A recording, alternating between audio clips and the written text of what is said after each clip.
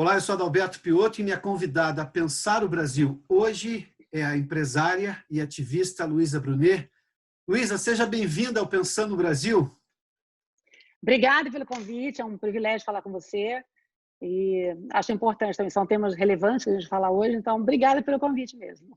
Bom, então eu vou começar com a sua condição de ativista, que obviamente é por demais relevante, e você tem falado justamente de questões deste enfrentamento da violência doméstica. Olhando justamente para este ponto, levando-se em conta que a pandemia, dado o confinamento em que as pessoas foram obrigadas a ficar mais em casa, eu me lembro que houve uma manifestação do Ministério dos Direitos Humanos preocupado com isso, de ONGs preocupadas com isso, de especialistas preocupados com isso e tudo mais. Bom, me diga lá, qual é a sua percepção hoje em relação à violência doméstica diante de tudo isso pelo que nós passamos recentemente? Eu acho que a pandemia ela trouxe essa pauta muito mais para ser discutida por conta da quantidade de casos que aumentaram. Foi significativo a quantidade de violência contra as mulheres, mas não só contra as mulheres, contra as meninas, as crianças, que são as violações de todos os gêneros, principalmente a violação sexual, que a gente tem assistido regularmente hoje em dia nas telejornais, que mostra esse assunto como nunca mostrou, que são as violações sexuais contra as crianças. Então, a pandemia, ela desmistificou um tabu que existia de não falar sobre isso, na minha opinião, porque eu fui vítima de violência sexual quando eu tinha em torno de entre 12 e 13 anos de idade, e não se falava nisso, e não se falava nisso há muito tempo. Eu própria deixei de falar disso durante 40 e poucos anos, só falei na idade adulta, mas eu fico impressionada de que as mulheres que poderiam se sentir seguras dentro das suas próprias casas e residências são onde elas mais são abusadas pelos seus companheiros, né? Então, eu acho que é uma fala importante que veio na pandemia, que precisa ser discutida, resolvida, porque eu acho que não tem mais que suportar esse tipo de atitude de homens. Então, eu acho que desde quando eu fiz a minha denúncia em 2016, eu acho que abriu uma pauta mais larga para falar sobre esse tema, e eu fui me engajando aos pouquinhos, e hoje realmente me considero, porque eu estou muito engajada nisso, não só nas pautas das mulheres brasileiras, mas as mulheres imigrantes também, que sofrem duplamente abusos. E eu acho que é importante falar, eu acho que a gente tem que se posicionar, né, como sociedade, é muito importante.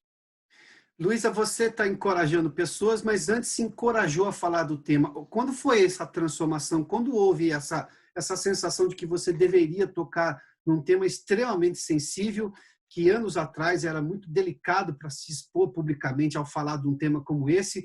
Onde foi essa transformação, essa mudança de postura sua especificamente, porque você se encorajou e, obviamente, hoje encoraja outras mulheres a denunciar situações como essas? Bom, primeiro eu acho que a gente precisa lutar por essa desigualdade, né, de gênero que a gente vive. A gente não pode permitir que mulheres se sintam desamparadas, seja pela educação, pela saúde ou pela sociedade. Eu já trabalhava com essa pauta por conta de ser embaixadora do Instituto Avon, mas eu sempre estive envolvida em causas sociais ao longo da minha vida inteira. Quando eu sofri violência doméstica, eu já sabia o que isso significava como mulher que trabalhava com isso, mas quando você é acometida disso, você vê por um outro prisma. Ser violentada fisicamente por um companheiro é terrível. Então, eu precisava me posicionar justamente por trabalhar com essa pauta e ser vítima.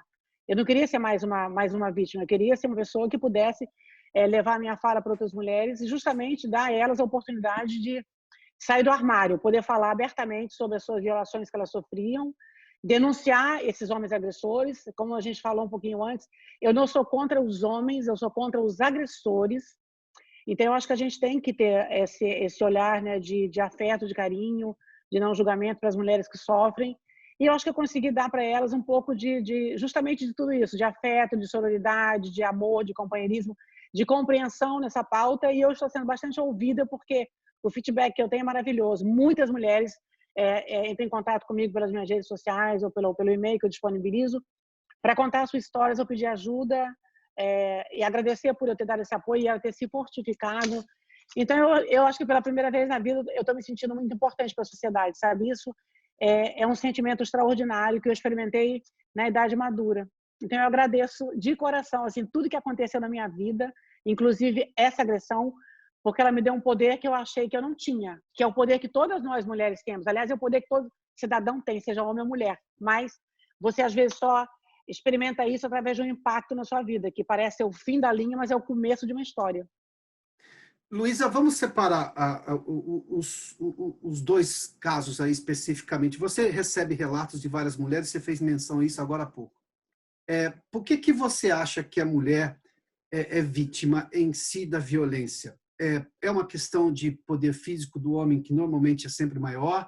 É um problema de questão social, de que ela nunca está em paridade de igualdade em relação ao trabalho, a salários, à educação? É porque ela não teve orientação para se proteger lá na infância? Onde é que começa isso? Obviamente que eu tenho também do outro lado, a gente vai falar do outro lado, um sujeito dado a ser agressor e acha que isso pode ser, não vai ser punido em algum momento. Tá, mas só para entender o porquê que a mulher acaba sendo vítima, se tem alguma coisa que a gente consegue mexer lá atrás para evitar que esses casos aumentem, além, obviamente, de combater o agressor em si. Eu acho que vem do machismo estrutural que a gente vive e se acostumou com essa desigualdade de gênero, de poder do homem sobre a mulher, que a mulher pode menos, que a mulher é menos inteligente, que ela é menos capaz. É uma hierarquia mesmo, né, de gênero. Mas já não tem mais, não cabe mais esse tipo de comportamento. A gente precisa desmistificar esse machismo, entender que somos pessoas, né, homem e mulher, cada um com a sua história, cada um com a sua capacidade, e não tem mais como suportar esse tipo de agressão, de violação, inclusive o que você falou na paridade de salários, né? Por que uma mulher tem que ganhar menos do que um homem se ela é tão capaz? É justamente por ser mulher. Então a mulher sofre por ser mulher. A mulher sofre quando ela vai ter um filho de parto normal e a contração dela demora demais e ela é agredida verbalmente, fisicamente, na maternidade, deitada, com a perna aberta para parir um bebê, porque tem um homem agressor ali que não tem paciência e começa a agredir essa mulher. Vários vídeos eu recebo sobre esse tipo de tema, por exemplo, que é a violação da maternidade. Então, assim, é muito difícil ser mulher, mas não é só no Brasil. Eu descobri Luísa, que é no mundo inteiro. Só um detalhe. Você está dizendo que recebe relatos, me perdoe porque isso está me chamando por demais atenção, de que a mulher, quando está, digamos, no ápice da vida, que é dar vida a um novo ser, ela é agredida porque ela tem um tempo natural, isso varia de mulher para mulher, se é uma condição da natureza, ninguém tem poder sobre isso, para que finalmente ocorra o parto, ou seja, tem um tempo de dilatação, essas coisas todas. Neste momento, as mulheres estão sendo agredidas, verbalmente, seja de que outra forma? Verbalmente, e não só verbalmente, fisicamente. Chegam a bater na barriga dela para ela ser rápida, empurrar o feto. Para acelerar o parto. Para acelerar o parto. A gente tem relatos, inclusive já passou isso na televisão, eu tenho vídeos que eu recebo, sim. É uma modalidade que não é nova, mas agora existe a câmera do celular onde é filmado, porque alguém fica indignado e filma. Mas é um procedimento inadequado, na minha opinião, para um profissional da saúde, por exemplo, né? Querer acelerar o parto normal, que a gente pede tanto para que as mulheres façam mais parto natural, é mais saudável, enfim. E aí você vai ter esse parto normal porque você optou por isso e você é agredida. Sim, isso acontece. Por incrível que pareça, se você der um Google, você vai ficar bobo de ver o tanto de depoimento e pessoas que sofrem esse tipo de agressão. Eu posso entender que deva haver ali algumas técnicas para induzir o parto, até para diminuir o tempo de sofrimento da mulher, mas por este ângulo, desse ponto de vista, por este ângulo de visão. Agora, gerar constrangimento ou violência para acelerar o parto, isso é violência pura. Não tem outro nome para isso aí, tem? Não, é violência pura. Isso é violência obstétrica, inclusive. É considerado esse tipo de violação. Eu fico até indignada porque eu sou mãe de 2 filhos.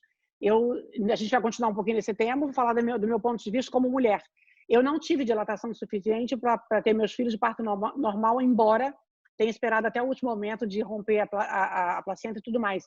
Mas eu tive a oportunidade de estar no hospital mais melhor, ou seja, ter uma coisa mais humanizada. Mas eu fico imaginando as mulheres que não conseguem ter esse tratamento de dignidade, porque é um momento que a mulher está esperando que esse filho nasça saudável, que é a maior preocupação dela, e ao mesmo tempo ele é agredida.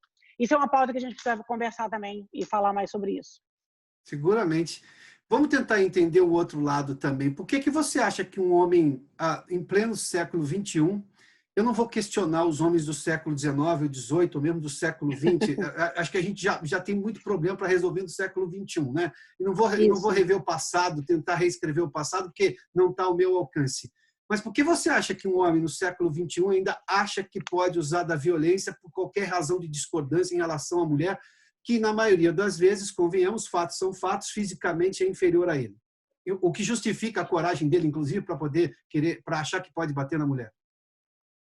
Eu acho que a impunidade é o maior alavancador Unidade. desse tipo. Impunidade. Porque o homem só vai preso se ele cometeu um feminicídio, que é quando ele mata a sua companheira. Aí ele vai preso porque ele cometeu um feminicídio, logicamente, ele vai ser preso. Mas ele pode quase matá-la, mas ele não vai preso.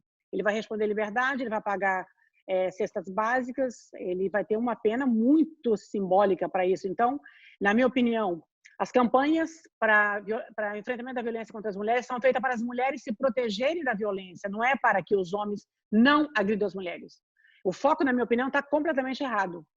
É claro que é bom você saber se proteger, mas por que não mudar esse foco e falar, homem agressor, se for agredido, essa vai ser a punição, essa e essa.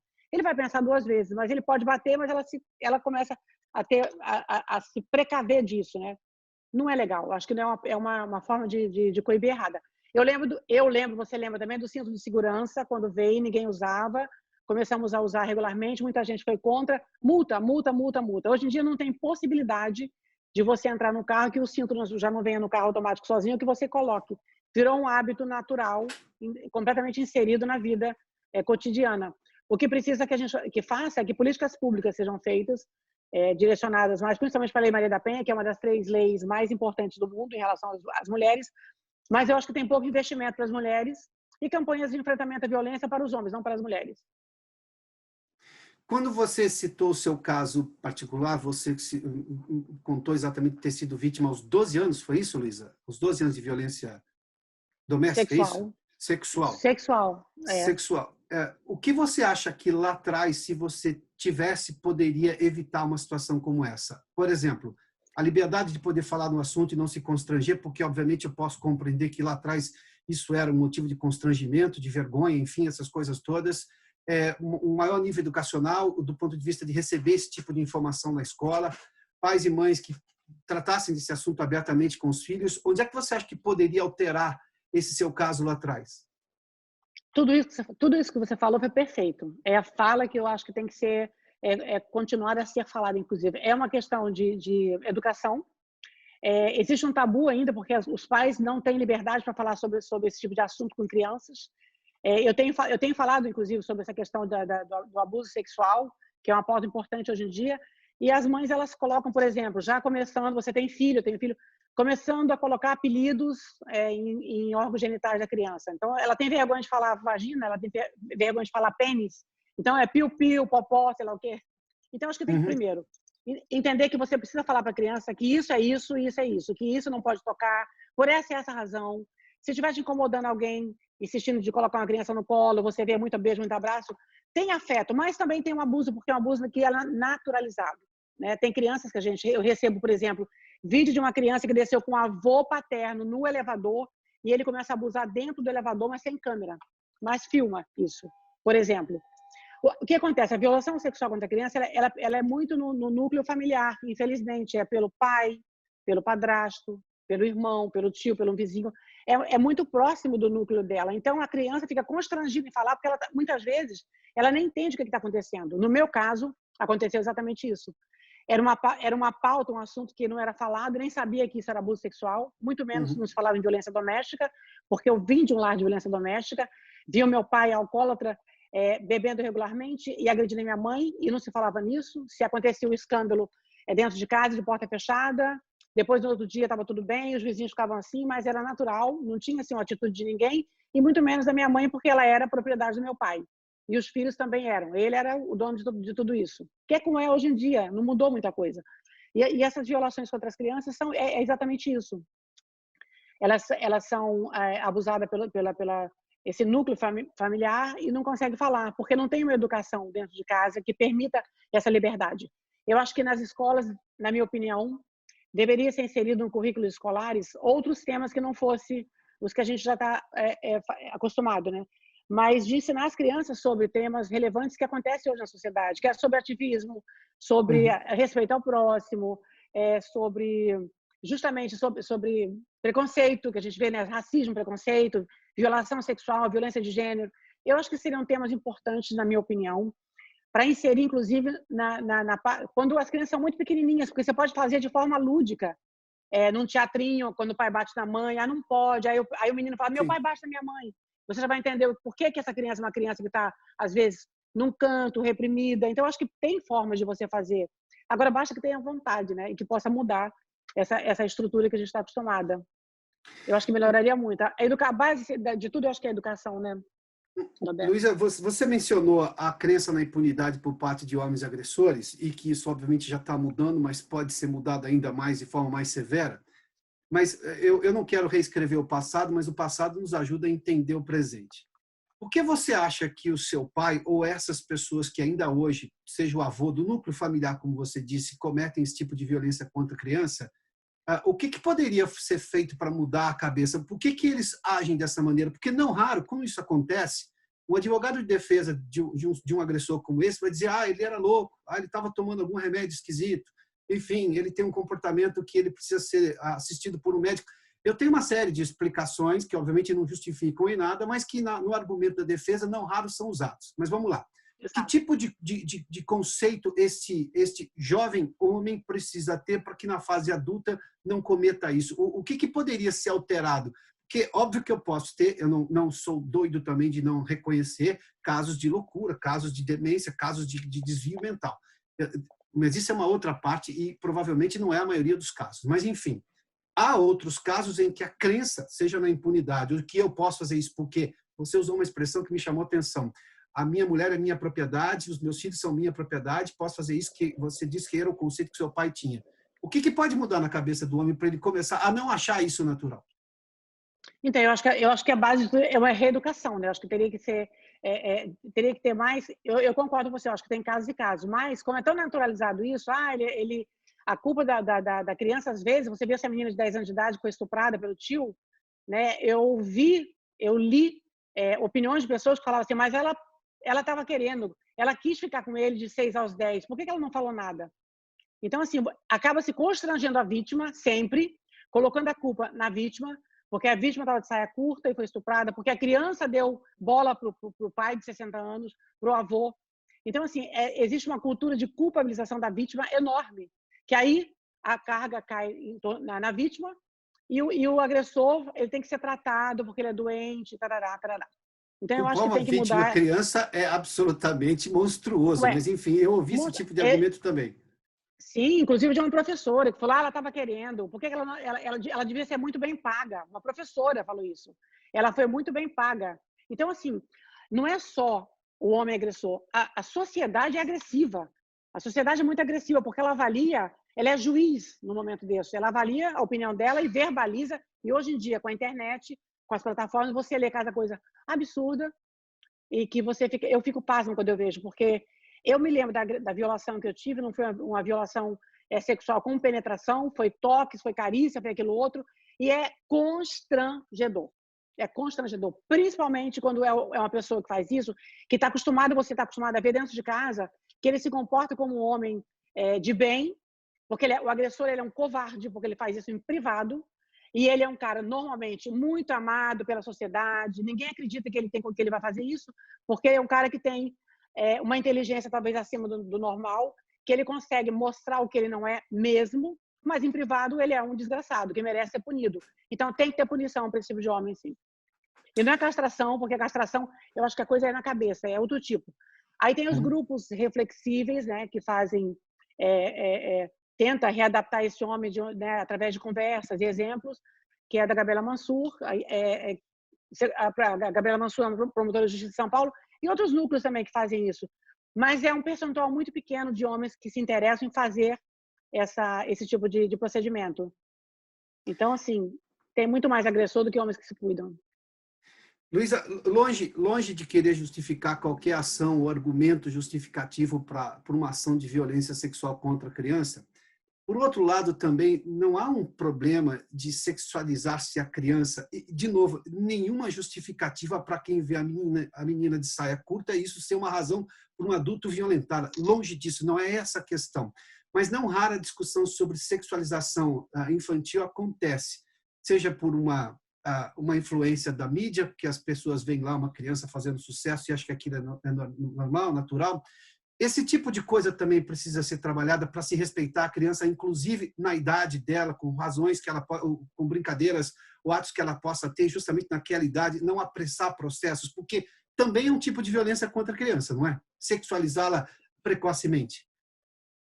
Exatamente, eu concordo. Eu acho assim, não é falso moralismo, nem puritanismo, nada, mas eu acho que a criança tem que ser preservada. Eu fico muito triste de ver pessoas da mídia famosa que têm filhos e filhas e expõem nas redes sociais, fazendo Instagram para elas, eles expõem como se fosse um bichinho de estimação. E isso, infelizmente, se você for a fundo da cadeia da pedofilia, elas são vistas pelos pedófilos como futuras crianças que possivelmente eles vão atrás. Se eles cismarem com uma criança, isso não é o que eu estou falando, são especialistas que falam. Ele vê no Instagram uma menina linda, um menino lindo, eles querem aquele produto, eles vão atrás desse produto. Elas são raptadas, o tráfico humano é isso. São raptadas para esse fim, né, o fim sexual. Em deep web ou em redes de pedofilia que estão sendo, no Brasil tem aparecido um monte. Então, eu acho que os pais precisam entender que os filhos não são um produto. Crianças têm que ser preservadas. E não é a roupinha que usa, não, porque a criança está de calcinha e está sem sutiã, não tem peito. É natural. Mas Sim. os pais expõem demais os seus filhos. Eles precisam entender isso, na minha opinião. Né? Eu acho que nada justifica. Mas existe, assim, a música também, a música. Você viu esse caso de uma criança que estava dançando em cima de um carro essa semana? Eu ia citar isso daí. Aquilo é revoltante. Esse é o exemplo. Esse é o exemplo. Agora, você imagina as comunidades onde isso é naturalizado. As meninas começam as suas relações sexuais com 12 anos de idade, engravida com 10, com 11, com 12. Porque existe uma supersexualização. Pelo país que a gente vive, pelo calor que a gente vive, mas eu acho que a gente tem que entender que não é natural uma criança de 10 anos de idade começar uma relação sexual com um homem adulto. Não é natural, na minha opinião. Uma criança de 10 anos de idade não pode engravidar, ela não tem estrutura física para ter um bebê. Ela vai ter várias doenças, inclusive, que é hipertensão, ela vai ter problema cardíaco, ela vai ter problema no parto. Então, é muito louco que as pessoas acham isso natural. É muito louco. A natureza não aceita ser contrariada. Óbvio, uma criança numa idade dessa não tem estrutura, como você mencionou, física para suportar um parto. E não estamos falando nem das questões psicológicas, que são extremamente graves. Exato. E essas são levadas também para o resto da vida. Bom, Irreversível. Vamos voltar à sua história, que ela é fascinante. Você foi símbolo de beleza, você é símbolo de beleza desde os anos 80. Você é hoje uma empresária de sucesso, isso já faz bastante tempo, e ativista, digamos, mais recentemente, se eu comparar com as outras profissões que você já teve ao longo da vida, da fase adulta aí. Esta sua condição, obviamente que isso ajuda muito a chamar a atenção para uma causa importante como essa. Você se sente muito realizada quando faz isso e se compara, por exemplo, nas outras coisas que você já fez na vida? Eu imagino que essa pergunta eles façam com muita frequência, porque é natural. A Luísa Brunet era símbolo de beleza do país nos anos 80, nos anos 90, e hoje está envolvida numa causa como essa. Como é que você lida? Porque não raro, e me permita aqui voltar a uma questão que eu sei que é sempre repetida, a mulher bonita sempre sofria preconceito com relação à questão da inteligência dela. Isso foi feito piada disso, isso foi um programa humorístico que tinha toda hora, nos anos 80 isso era muito frequente, e hoje a gente vê a Luísa Brunet tratando, não que a gente achasse que a Luísa Brunet fosse dessa ou daquela maneira nos anos 80 e nos anos 90, mas hoje a Luísa Brunet está envolvida numa das causas de maior importância social hoje. Como é que você se imagina nesta luta? Como é que você se vê neste dia a dia recente, mas extremamente importante? Primeiro, cara, parabéns. Nunca ninguém me fez uma pergunta tão completa. Eu concordo com você. O estigma da mulher bonita no passado era a mulher que tinha uma competência intelectual muito mínima, né? Então, elas acabavam ficando intimidadas e aceitavam isso porque elas próprias duvidavam da inteligência e a capacidade delas. Isso mudou. A gente tem muitas mulheres bonitas, competentes, mulheres que cuidam do corpo, que são vaidosas e são muito competentes. Graças a Deus mudou e tem que mudar muito mais ainda. Eu acho que o meu melhor momento é esse, né? Todas as profissões que você citou aí como modelo, de ter quebrado um paradigma nos anos 80, que foi em 79, uma menina caipira do interior, moradora do subúrbio de Rio de Janeiro, sabe? Comecei uma carreira de modelo que eu nem pensava em ser modelo, eu queria ser cabeleireira, mas eu quebrei um paradigma porque era uma mulher tipicamente brasileira, na época não tinha outra Luísa Brunet com os atributos de uma brasileira completa, porque eram Nascida no mulheres Mato daquela época, Grosso, né? nascidas no Mato Grosso, no Pantanal Mato Grossense. Descendente de E as, índios, inclusive, também, não é isso? exatamente, 17% de sangue indígena, por conta da minha bisavó, que era índia amazonense de tribo. O meu pai era um índio. A fotografia do meu pai, ele é um índio, cabelo liso, moreno, ele é a cara de um índio mesmo. Mas eu fui perdendo essa coisa, ficando mais ocidental por conta de estar aqui, enfim, em metrópole. Mas quando eu era criança, era uma índiazinha solta no mato mesmo. Então, assim, a minha história, eu acho que ela é muito representativa por causa disso, de quebrar esse paradigma. Primeiro, que é possível a gente ser o que a gente quiser, e o nosso melhor momento é o que a gente está vivendo agora. Então, o meu melhor momento é agora, porque eu não tenho que provar nada para ninguém, porque a minha história é uma história verdadeira, e eu posso revisitar ela e contar ela com magnitude, maestria, porque eu vivi muitas etapas do que eu falo hoje com consistência. Por exemplo, falar sobre violência sexual eu nunca tinha falado, a não ser agora, depois de 54 anos, quando eu sofri violência física, né? Então, assim, eu fui me chancelando com a minha própria verdade. Então, hoje eu me sinto muito à vontade em falar de vários temas, porque, de fato, aconteceu na minha vida. Eu tive um pai alcoólatra, vi a minha mãe sofrer violência doméstica, a minha avó sofreu violência doméstica também. Então, você vai criando não, mas você vai passando por uma série de abusos que hoje eu me sinto assim, muito preparada para falar. Principalmente, o que me dá mais temor é ver que as meninas de 12, 13, 14, 15, até 22 têm sofrido violência de gênero constantemente por conta dos seus namoradinhos ainda. Porque eles vêm com esse tipo de comportamento patriarcal ainda. A gente tem que desmistificar isso para que eles não façam com elas o que aconteceu no passado com as nossas mães, as nossas avós. Hoje em dia tem muita agressão contra as meninas. A pornografia de revanche é uma coisa horrorosa, a gente sabe disso. Sim. Ela está num momento apaixonado, o cara fotografa ela seminua ou nua e aí expõe na internet. Muitas meninas se suicidam por conta disso, porque não dão conta pela vergonha, pelo medo da exposição. Então, assim, a gente está vivendo num momento que muita coisa está aparecendo para ser consertada, mas muita coisa acontece de ruim também, que são suicídios de meninas, automutilação, doenças por conta disso, por conta dessa exposição, elas não dão conta, porque são agredidas pelo seu namorado, porque não pode usar o telefone livremente, não pode sair com a amiga. Eles fazem violência contra as meninas exatamente como um adulto faz com a sua mulher, porque aprende assim, porque a violência é aprendida. E você tem feito palestras, você tem participado de inúmeros debates sobre isso, e eu sei que tem muitos homens também participando dessas discussões. Qual é a sua percepção? Porque eu vi alguns extremos recentes, e eu juro para você que eu nunca entendi como é que alguém de bom senso coloca feminismo e nazismo na mesma palavra. Houve movimentos feminazes. Eu falei, meu Deus do céu, as pessoas não sabem o que foi o nazismo para colocar isso. A causa do feminismo é nobre. Não dá para colocar junto do lado do nazismo. Mas, enfim, eu também tinha movimentos radicais. Eu vi recentemente algumas meninas ativistas extremas, ou extremistas, não ativistas, dizendo o seguinte, todo homem é um potencial estuprador. Meu Deus, se eu partir desse pressuposto, então todo homem, como condição humana, pode ser qualquer coisa, de ruim ou de bom, porque essa é a lógica. Esses extremismos não ajudam, obviamente. Não, extremismo, nossa, até me irrita. Eu sou totalmente contra qualquer tipo de ismo, de extremismo, de qualquer natureza. Isso é terrível, né? Eu acho que a gente tem pautas tão importantes para falar do que ficar competindo se nem o homem nasce um potencial estuprador. Existem homens que são agressores. E dentro das agressões o estupro está incluído. Mas isso não são todos os homens. Tem homens maravilhosos, pais fantásticos, ex-maridos fantásticos, né? Companheiros pro resto da vida, mesmo quando se separa, tem outra mulher. E tem uma relação de respeito mútuo entre as famílias, entre os homens. Não, eu não concordo. Eu acho que não. A gente tem que separar o joio do trigo aí, porque é importante separar e valorizar os homens que são bacanas. E os homens que são os agressores, se for grave, punir. E se eles toparem fazer um exercício para desmistificar isso, eu acho que é super válido. Eu não sou contra os homens, de jeito nenhum. E como é que tem sido esse debate quando, obviamente, você já disse aqui, houve depoimentos chocantes, mas muito importantes de mulheres que estão se abrindo ao debate, estão criando essa coragem, foram encorajadas a contar casos de violência em que foram vítimas.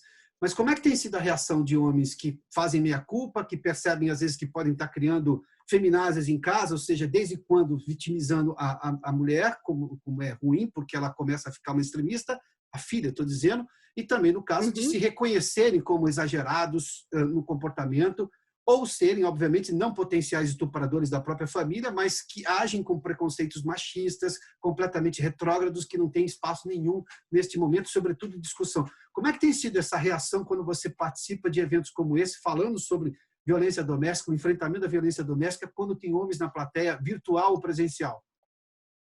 Bom, eu iniciei uma jornada muito interessante com um amigo em comum nosso, que é o Carlos Borges. Ele tem Sim, a Carlos Borges. plataforma, Carlos Borges, a plataforma que é Fox Brasil. Ele me Sim. convidou para fazer uma série de palestras com ele em alguns lugares no mundo. E eu achei super interessante porque eu não tinha visto assim nenhuma mulher que falasse para a comunidade brasileira, para mulheres. Mas eu, quando cheguei lá, por exemplo, na minha primeira palestra com ele, aliás, não foi a primeira, mas foi no Japão, eu falei, Carlos, eu gostaria de convidar os homens. Você tá maluca? O homem não vai. Eu falei, vai. Fiz vídeo convidando a família. Eu gostaria de convidar as mulheres para falar sobre beleza. Eu queria convidar os homens.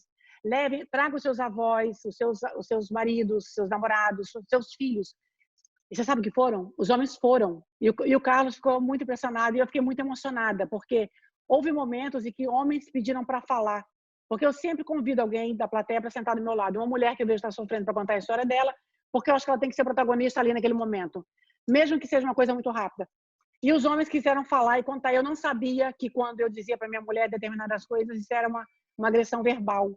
Então, assim, existe também eles não sabem, muitos homens não sabem que o comportamento que eles estão fazendo contra as suas mulheres é uma violação. Por exemplo, eles não sabem que violação sexual dentro do casamento é estupro. Eles acham que a mulher tem que dar para ele, desculpa falar assim, mas é a hora que ele quiser.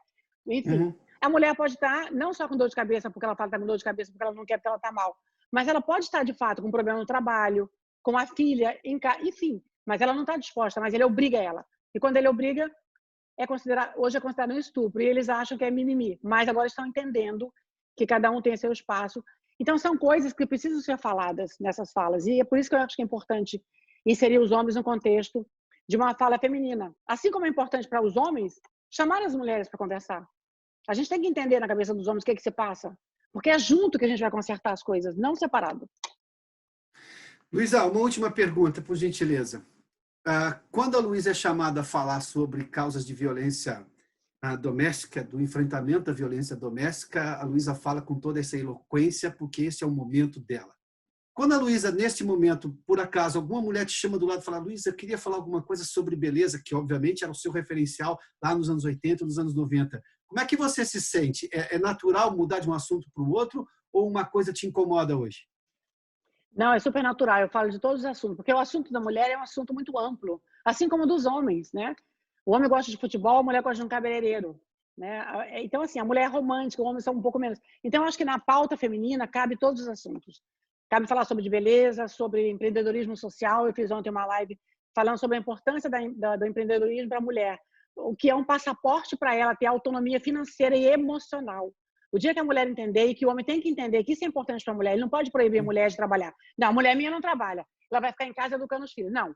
O papel da mulher e do homem é educar o filho junto em casa, é contribuir, sabe? Se precisar passar um aspirador, não vai tirar pedaço, não vai diminuir o vigor potencial do homem de jeito nenhum.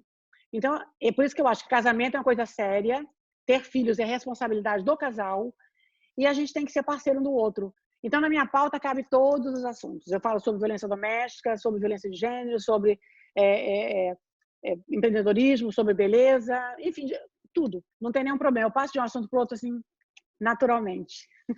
A Luísa por inteiro nas palestras, então, é isso? Sem nenhum preconceito a assuntos, porque eu já vi isso daí, eu lhe fiz essa pergunta e ninguém melhor a ser perguntada do que você sobre esse tema, de mulheres que se transformaram em ativistas de outros assuntos, dizendo assim, eu não quero falar de assunto de mulherzinha. Eu falei, mas por que você acha que é assunto de mulherzinha? Qual é o problema de falar de uma coisa que ele foi, não que foi seu sustento, mas é um assunto que é absolutamente inerente a você também. Não lhe ocorre isso, então não há assunto menor. Se envolve a mulher, tem importância, independentemente de qual assunto seja. É isso? Eu acho que qualquer fala e qualquer assunto é extremamente importante, porque alguém vai ouvir e vai ter proveito disso. E se a gente puder ter essa versatilidade, eu acho que é maravilhoso para quem está falando. Uhum. Eu acho que quando você está nichado só num assunto, é chato. né? Eu gosto de pessoas que falam no plural, que falam de vários assuntos e volta aqui, vai lá e dá exemplos. Uma mulher bem tratada, uma mulher bonita, né, bem cuidada, ela vai ser mais atraente, ela vai estar mais segura, por exemplo. Ela vai procurar um emprego que ela vai se sentir satisfeita. Agora, uma mulher quando está deprimida, que não pode pintar o cabelo, que ela não se cuida, porque naturalmente ela é assim, ela vai também ter efeito sobre isso na vida dela. E, infelizmente, a vida tem que ser vivida plenamente, mas todos os assuntos eles são tratados ao mesmo tempo que a gente às vezes não percebe, né? É uma grande empresa com várias vertentes viver. Luísa Brunet me deu o privilégio dessa entrevista hoje. Luísa, brigadíssimo pela gentileza de me atender aqui no Pensando no Brasil, viu? Obrigada, você que é um amor, estou super feliz. A gente vai se conhecer pessoalmente, mas em breve isso vai acontecer. Iríamos fazer um evento em julho, veio a pandemia, não foi possível, faremos agora, se não me engano, no final do ano, né? Mas enfim, está tudo agendado, pelo menos, né?